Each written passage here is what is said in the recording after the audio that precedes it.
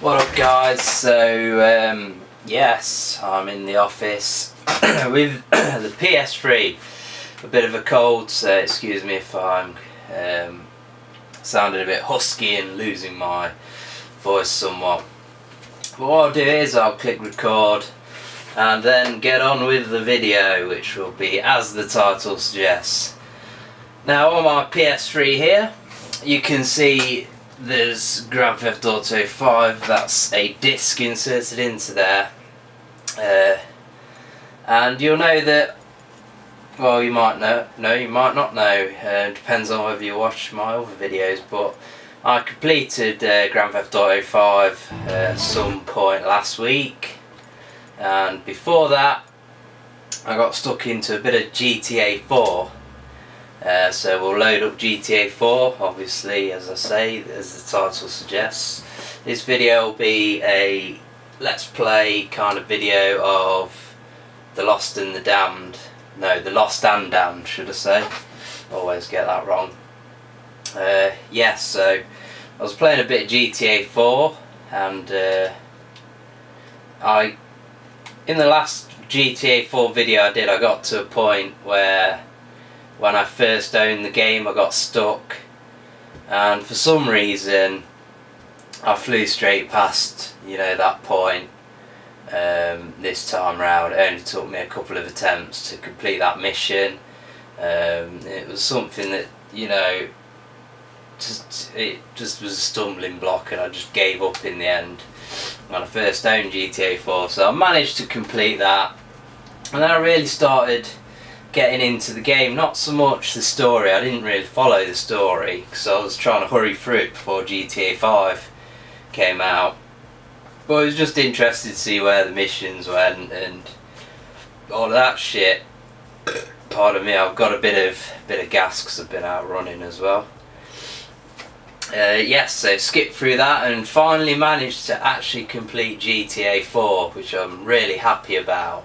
Not 100%, when I say completed, both in regards to GTA 4 and GTA 4, I mean the story. And the reason why I went back to GTA 4, because you see I completed GTA 5 and I'd done about 70 something missions out of like 94 on GTA 4. So then I went and completed GTA 5, just couldn't get off that. And then once I completed GTA 5 it got to be a bit stale. There's lots you can do in the game, but when there's no real story to follow, you just kind of feel like you're not really going anywhere, because you're not, because basically you've completed the game. So possibly a recommendation for people would be to try and just turn the music off. It's always annoying in my ear. Yes, my recommendation would be to try and complete some of the side quests and activities in between story missions, just to stretch the game out a bit and keep it interesting. So yes, I went back to GTA 4, finally completed it, and then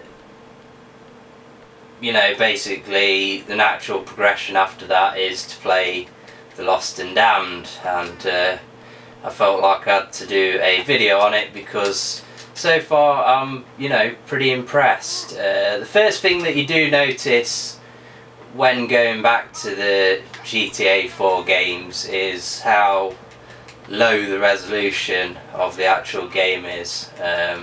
Very washed out and horrible after playing GTA 5, but as soon as you become accustomed to it once again, you get used to it. And I think that this kind of biker setting in The Lost and Damned, because you play as part of this biker gang called The Lost,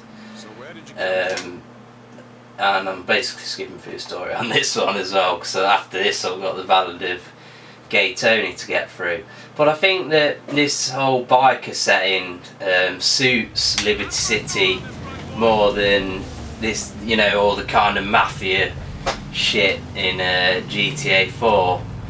And this this game seems, I don't know, I've not really watched any cutscenes, but it seems to have less humour, I'd say, in it. It's a bit darker, a bit grittier. You start off in a different part of Liberty City. I'm not 100% what each part is called. You can check on the map, obviously. I'm not really that bothered. But you basically start in a different area to where Nico started in GTA 4, and it's a part of the city that really suits this kind of whole biker thing. And as you can see, I've got a crew of bikers, and if I get into formation, it like increases my health and repairs my bike or something. But it seems quite, I think you have to hold back a bit more, but it does seem quite, not impossible, but difficult. You got to kind of sit behind that guy there. And yes, your biker buddies, your gang members level up and become battle hardened, it's called, and all this shit. But for me, this game jumps in and it's, I don't know, one of the issues of GTA 4 was the vehicles and how bad they handle, but on the Lost and Damned, you've always got your motorbike. Well, so far in the game, you've always got your motorbike anyway. I assume that there will be missions where you steal cars and things like that. But the motorbike handles better than most of the cars did in GTA 4. I never rode these kind of bicycles in GTA 4, so I'm not sure whether they handle exactly the same. And it just means that you're not forever going round trying to steal cars and then getting arrested, and well, not arrested, but there's always cops around. That's what annoys me. I've not seen so many cops in this game, but in GTA 4 there was always cops, and the bad handling on the cars always meant that you were never a minute or so away from accidentally crashing into a Liberty City cop.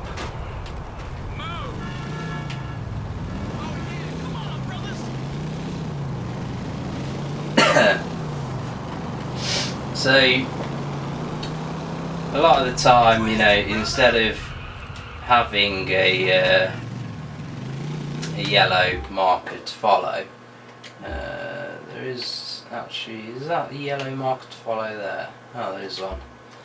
Yeah, but a lot of the time you can just follow your biker buddies to get to the destination. Race, man. You fucking dropped it. Oh, so was that supposed to be the mission, a race? Or what? Oh, so now I've got fire a grenade through the upstairs window. So yeah, it's a lot more action-packed, it seems to me. You're straight into action, and GTA 4 there was a lot of missions that were just driving around, and then you'd drive somewhere, then you'd follow someone, then it'd tell you to either take them out, or then they'd get out of the car and you'd have to follow them and all that shit. And it did get a bit tedious, but there was just a lot of driving around in the game. Like I say, you were always looking for a car, whereas in this you got your motorbike, and so far in the game I've just been driving riding should I say, from gunfight to gunfight, so it's been all out action basically, so far very impressed. It seems a bit, I don't know whether I'm just getting used to the GTA 4 poor frame rate, but the game does actually seem smoother than GTA 4, but the size of the actual download would suggest that it is basically just new mission and voice acting data, all that sort of stuff, character skins, whatever. But I suppose it could just be that weather effects seem a bit toned down. It's not either constantly, there's not like as much of a kind of extreme weather system constantly going on. At the time when I was playing GTA 4, it was either raining or it was sunset, or I don't know, it was foggy. Whereas this seems a bit calmer, a bit more consistent. You murdering sons of bitches! You also get access to, you know, you got this, well, not in this mission, but you do get a sawn-off shotgun. There we go.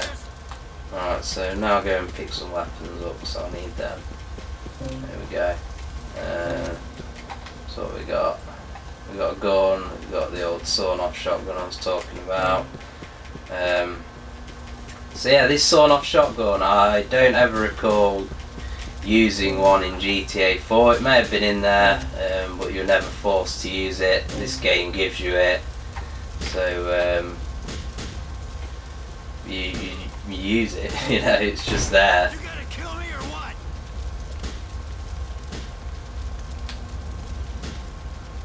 Is this the clubhouse or not? I think from what I've read, there are some new audio tracks. They're not all new radio stations. They're the same radio stations, with the majority is, as far as I can tell, the majority of the same tracks and whatever from GTA 4. But if I remember correctly from what I've read, there are few new tracks or something, I don't know. No, don't quote me on that. But you know, if you missed out on this game, and to be honest, if you got stuck in GTA 4 and gave up on it, then it's definitely worth revisit if you can kind of really get into it again. Because I was surprised really at how much I enjoyed playing it. Another thing I've noticed about this Lost and Damned is, fortunately, the difficulty level seems a bit easier. GTA 4 could be a bit unforgiving at times, and you know, literally you got shot with a shotgun and you're pretty much dead. But here you can see I'm not in cover, and I'm not getting ripped to pieces like I would be in original vanilla GTA 4. Hit the weights, fuckheads!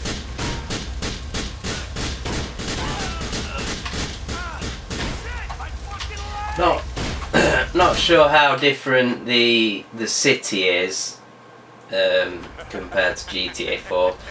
You know, I'm assuming that these locations weren't in GTA 4, like the interior locations, and you know they'd have been added to the game code of the city, so to speak.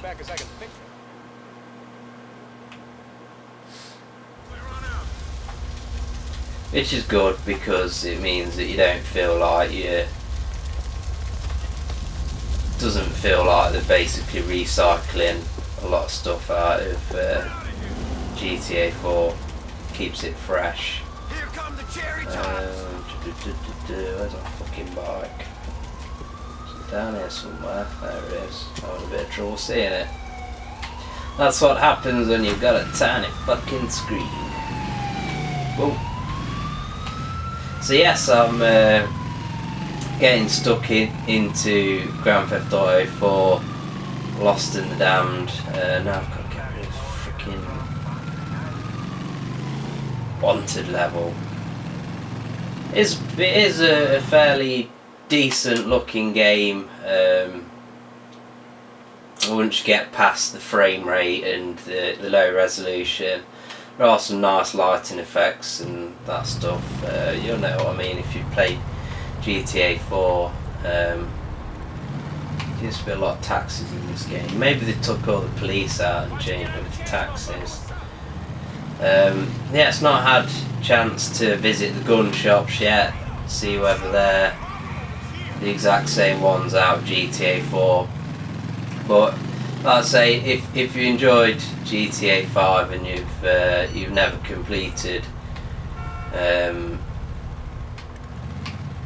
GTA 4 or the Lost and Damned, I picked these up for $6.49. It's basically the digital download version of GTA 4, the complete edition.